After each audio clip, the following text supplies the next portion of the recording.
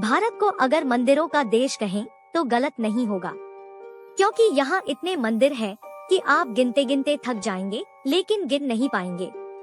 हमारे देश में ऐसे कई मंदिर हैं जो अपनी भव्यता और अनोखी मान्यताओं के लिए जाने जाते हैं। आंध्र प्रदेश का एक छोटा सा शहर लेपाक्षी भले ही पर्यटकों के बीच बहुत ज्यादा प्रचलित न हो, लेकिन यहाँ के मंदिर का अद्भुत नजारा वास्तव में वहाँ की कलाकृति को दिखाता है और कई रहस्यों से भरा हुआ है। So hello guys, welcome to new video.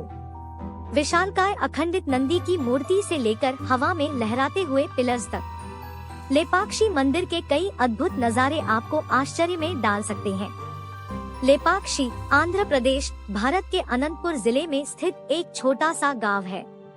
यहाँ का प्रसिद्ध वीरभद्र मंदिर जो 1583 के समय का है और वीरभद्र को समर्पित है।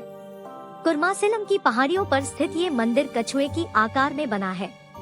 यह भारत के सबसे बेहतरीन और प्राचीन मंदिरों में से एक है। इसे भाइयों वीरन्ना और विरुपन्ना ने बनाया था और यह मंदिर विजयनगर स्थापत्य शैली के सबसे उल्लेखनीय उदाहरणों में से एक है। लेपाक्षी मंदिर में इष्टदेव भगवान शिव के क्रूर रूप वीरभद्र है। वीरभद्र महाराज दक्ष के यज्ञ के बाद अस्तित्व में आए थे। इसके अलावा यहाँ भगवान शिव के अन्य रूप अर्धनारीश्वर, कंकाल मूर्ति, दक्षिण मूर्ति और त्रिपुराकेश्वर भी मौजूद है। यह अपनी मूर्तियों के लिए प्रसिद्ध है। ये विजयनगर साम्राज्य के कारीगरों द्वारा बनाए गए थे। इसके अलावा इसमें गणेश, नंदी, वीरभद्र, शिव, भद्रकाली, विष्णु और लक्ष्मी की मूर्तियां हैं। एक एकल ग्रेनाइट पत्थर से बना एक विशाल नंदी बैल मुख्य लेपाक्षी मंदिर के पास के प्रमुख आकर्षणों में से एक है। लेपाक्षी में बलवान मंदिर में स्थित नंदी की मूर्ति भारत की सबसे बड़ी अखंडित मूर्तियों में से एक है, जिसकी लंबाई 27 फीट और ऊंचाई 15 फीट है।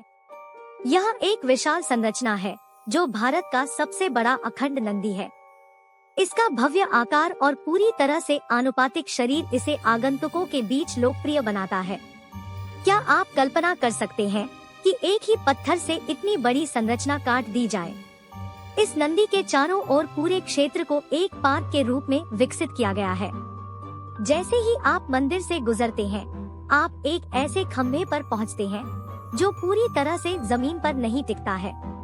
विजयनगर शैली में 16वीं शताब्दी के इस शानदार मंदिर में लगभग 70 खम्भे हैं, लेकिन यह सबसे प्रसिद्ध और प्राचीन और मध्यकालीन भारत के मंदिर निर्माणकर्ताओं की इंजीनियरिंग प्रतिभा को दिखाता है। हालांकि यह अपनी मूल स्थिति से थोड़ा सा अलग है। स्तंभ के नीचे से एक कागज या कपड़े का एक पतला टुकड़ा पारित किया जा सकता है और यह दूसरे छोर पर बिल्कुल बिना रुके निकलता है। ऐसी मान्यता है कि खम्भे के नीचे से कुछ निकाल लेने से घर में सुख समृद्धि आती है। यही वजह है कि यहाँ आने वाले लोग खम्भे के नीचे से कपड़ा निकालते हैं। कहा जाता है कि मंदिर का खम्भा पहले जमीन से जुड़ा हुआ था, लेकिन एक ब्रिटिश इंजीनियर ने यह जानने के लिए कि यह मंदिर पिलर पर कैसे टिका हुआ है, इसको हिला दिया। तब से ये खम्भा हवा में ही झूल रहा है। शिवलिंग को पार करने के बाद आप एक ऐसी संरचना पर पहुंचेंगे जो दिखने में अधूरी लगती है। यह एक कल्याण मंडप यानी एक विवाह स्थल है। इस स्थान के लिए यह कहा जाता है कि यदि यह कल्याण मंत्र पूरा हो गया होता तो भगवान शिव और मां पार्वती का विवाह यहाँ होता। इसका निर्माण तत्कालीन राजा के लेखाकार द्वारा शुरू किया गया था, जबकि राजा स्वयं एक यात्रा पर था। जब राजा वापस आया तो वह राजा के ज्ञान या अनुमोदन के बिना इस निर्माण पर राज्य के धन को खर्च करने के लिए अकाउंटेंट के साथ पूरी तरह से गुस्से में था।